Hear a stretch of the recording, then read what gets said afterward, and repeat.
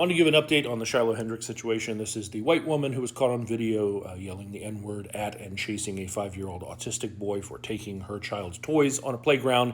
And when that video went viral, she parlayed that into a fundraiser that she has now managed to raise over $750,000. A lot of people upset about this, understandably so.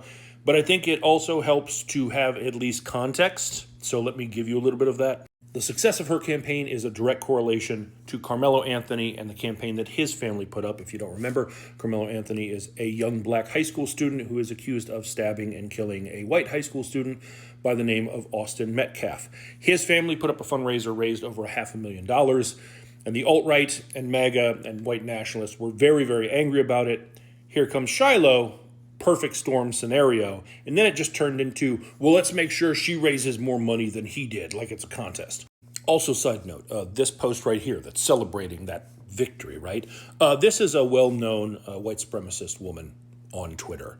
And she actually engaged with Shiloh Hendrix right at the beginning and promoted her fundraiser in a big way. She made a post saying, hey, I've talked to this woman. She has a fundraiser and I've confirmed that she's legit. She made her confirm that she is who she says she is by sending her a selfie, writing her username on a piece of paper. But that wasn't enough. She was like, I'm glad you sent me the selfie. This proves that you are who you say you are, but I also need to know that you're down with the cause. So if you are, I want you to write the N-word on that same piece of paper and send me another picture. And Shiloh did.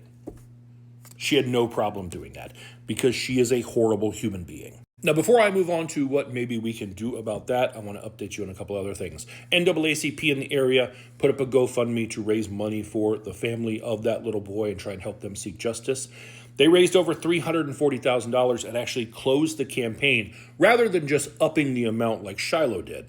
Also, the man who just recorded that video and confronted her because he didn't like what she was doing, he didn't want to see her harm that child, has received numerous death threats. And considering how many I've gotten, I know he's had to get so many more. He's had to basically shut down his business. He had to move his family like the day after that video went viral for fear for their safety. He did set up a GoFundMe. That's how much he's raised so far. I'm going to put a link in my bio to that. So if you feel like supporting him and his family, please feel free to do so. But back to this, because reporting this to GiveSendGo does no good. GiveSendGo is a terrible, terrible organization run by terrible people.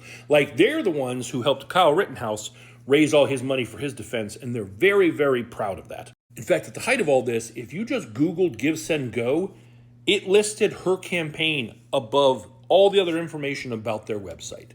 They're not good people. So what can we do about this? GiveSendGo doesn't care? Fine. You know who may care? Whoever processes their payments, because people making donations, that all has to be processed through a banking entity. And while they don't list explicitly who it is, they do refer to that third party as a trusted payment partner.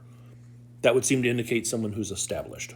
Well, a TikTok user named Keandra is back, did a little digging, looking at the code when you go to process a payment on GiveSendGo, and found something interesting. I used to be a web developer, so I know how to code and I know how to read code. So I went and I broke down the code on GiveSendGo's checkout page line for line. And there were keywords I wanted to look for, right? So I looked for the keywords and I started looking through the keywords and I found the keyword Block Inc., right? That's familiar, right? Block Inc. is the parent company of Square.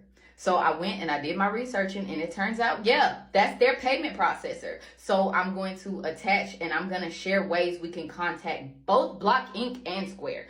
Now, I've actually heard from a couple of Square employees who inquired themselves, and Square told them, no, we don't think we do the processing for that. But the code does list Block Inc. And I've even heard rumblings that GiveSendGo was looking at trying to switch over to Stripe. So if you go to Keandra's page, there's actually a link where you can go and complain basically to Block Inc.